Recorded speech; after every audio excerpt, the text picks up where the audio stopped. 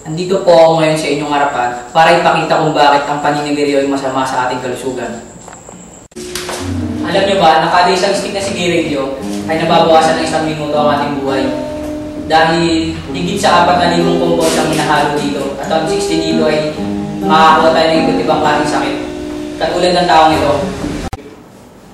Andito tayo ngayon sa bahay ng isang taong biktima ng paninigarilyo.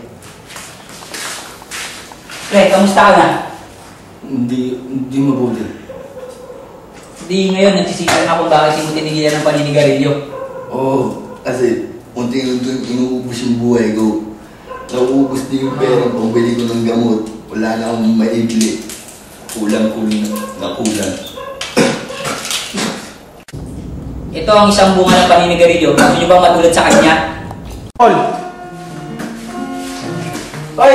Pare! Shot ka pare! Pare, alak, sigarilyo, matagal ko nang iwasan yan. Kaya kung gusto nyo magbago, kaya nyo yan. Shot lang pare! Hindi, O kaya, tigilan nyo na yan.